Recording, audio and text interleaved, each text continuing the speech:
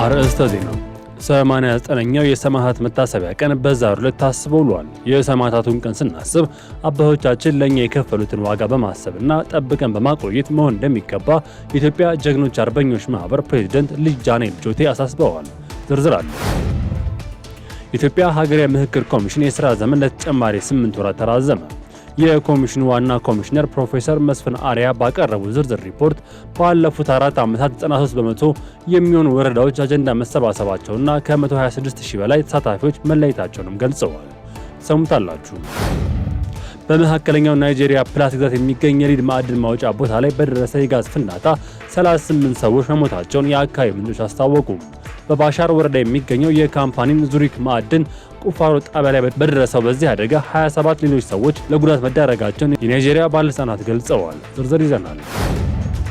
የአሜሪካው ፕሬዝዳንት ዶናልድ ትራምፕ ለእንግሊዝ መንግስት ጥብቅ ማስጠንቀቂያ ላኩ። ትራምፕ ስትራቴጂካዊ የዲያጎ ጋርሻ የጦር ሰፈር አሳልፋችሁ አትስጡ ሲሉ ነው ማስጠንቀቂያ የሰጡት። ዓለም አቀፍ ጉዳያችን ነው። ውድ የሀገሬ ቲቪ ተመልካቾቻችን ለሰዓቱ የያዝንላችሁ ዜናዎች ተጀምረዋል። ከዜናዎቹ ጋር ሚኪያስ ኃይሌ።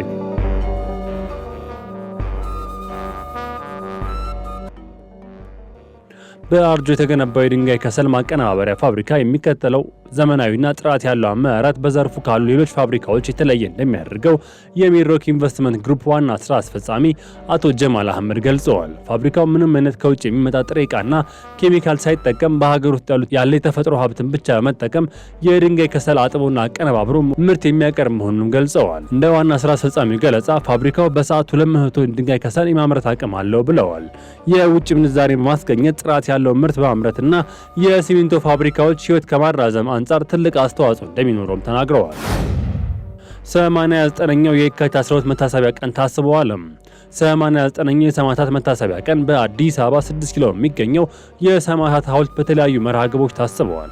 የካቲት 12 ቀን በ1929 ዓ.ም ከ30,000 በላይ ኢትዮጵያውያን የተቀጠፉበት የጣሊያን ጭፍጨፋ በሁለተኛው የጣሊያን ወረራ ወቅትም የተፈጸመ ነው። የሰማዕታቱ ቀን ስናስብ አባቶቻችንን ለኛ የከፈሉትን ዋጋ በማሰብና ጠብቀን በማቆየት መሆን ይገባል ያሉት የኢትዮጵያ ጀግኖች አርበኞች ማህበር ፕሬዝዳንት ልጅ ዳንኤል ጆቴ መስፍን ናቸው። ኢትዮጵያ በየጊዜው የሚመጣባትን ፈተናና ችግር በጋራ መሆን በጽናት መውጣት እንደሚገባም ተናግረዋል። ወጣቱ ትውልድ የአባቶቹን ፈለግ በመከተል ሀገሩን የመጠበቅ ኃላፊነት አለበት ሲሉም አጽንኦት ሰጥተዋል። 6 ኪሎ የሚገኘው የሰማዕታት ሐውልት በተካሄደው የመታሰቢያ መርሃ ግብር የጀግኖች አርበኞች ማህበር ጨምሮ የኢፌዴሪ መከላከያ ሰራዊትና ሌሎች አካላት አበባ ጉንጉን አስቀምጠዋል። የኢትዮጵያ ሀገራዊ ምክክር ኮሚሽን የሥራ ዘመን ለ8 ወራት ተራዘመ። የሕዝብ ተወካዮች ምክር ቤት የኢትዮጵያ ሀገራዊ ምክክር ኮሚሽን የሥራ ዘመን ለተጨማሪ 8 ወራት አራዘመ። የኮሚሽኑ ዋና ኮሚሽነር ፕሮፌሰር መስፍን አርአያ ባቀረቡ ዝርዝር ሪፖርት ባለፉት 4 ዓመታት 93% የሚሆኑ ወረዳዎች አጀንዳዎች መሰባሰባቸውና ከ126000 በላይ ተሳታፊዎች መለየታቸውን ገልጸዋል። በምክር ቤት አባላቱ በተነሱ ጥያቄዎች የአወያዮች ገለልተኝነት በተመለከተ ምክትል ዋና ኮሚሽነር ሂሩት ገብረስላሴ ማብራሪያም ሰጥተዋል።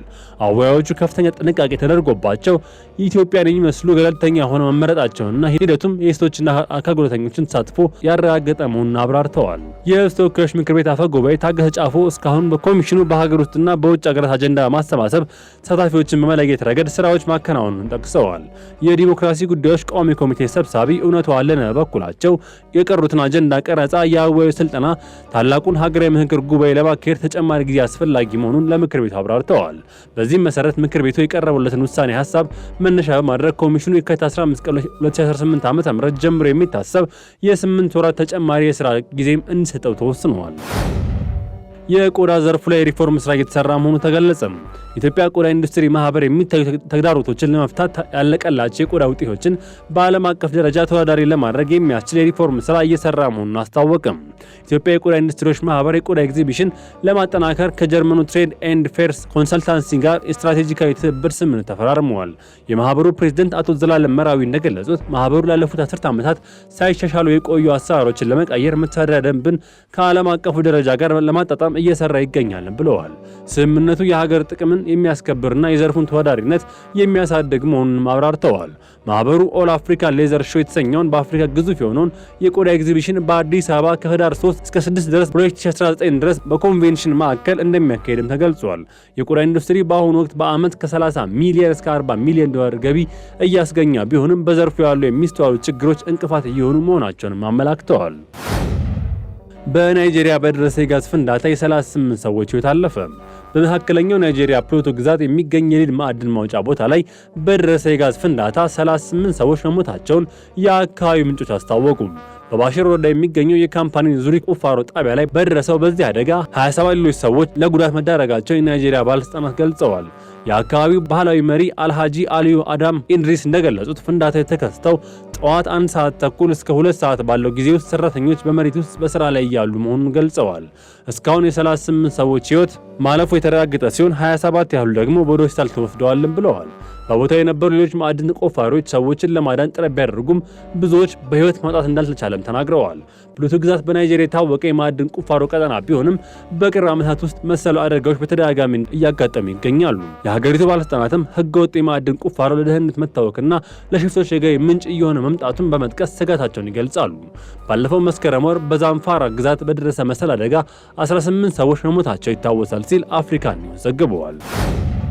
በሩሲያ ላይ የሚደረገው ጫና ተጠናክሮ እንዲቀጥል ጥሪ ቀረበ። የአሜሪካ ሴናተሮች ልዑክ በዩክሬን ባደረገው ጉብኝትም ዓለም አቀፉ ማህበረሰብ በሩሲያ ላይ የሚያስከትለውን ዲፕሎማሲያዊ፣ ኢኮኖሚያዊና ወታደራዊ ጫና ሊያላላ እንደማይገባ አሳሰበ። ሴናተሮቹ በኪየቭ በሰጡት መግለጫም የአሜሪካ ሴናተሮች ልዑክ በዩክሬን ባደረገው ጉብኝት ዓለም አቀፍ ማህበረሰብ በሩሲያ ላይ የሚያስከትለውን ዲፕሎማሲያዊ፣ ኢኮኖሚያዊና ወታደራዊ ጫና ሊያጎላ እንደሚገባ አሳስበዋል። ሴናተሮቹ በኪየቭ በሰጡት መግለጫም በሞስኮና በኪየቭ መካከል ሰላምን ለማውረድ የሚደረጉ ድርድሮች ብቻቸውን ዘላቂ መፍትሄ ሊያመጡ እንደማይችሉም ገልጸዋል። እንደ ልዑኩ ገለጻ ሩሲያ ጦርነት እንድታቆም ለማስገደድ ወጥ የሆነና ጠንካራ ጫና ማድረግ ወሳኝ ነው ብለዋል።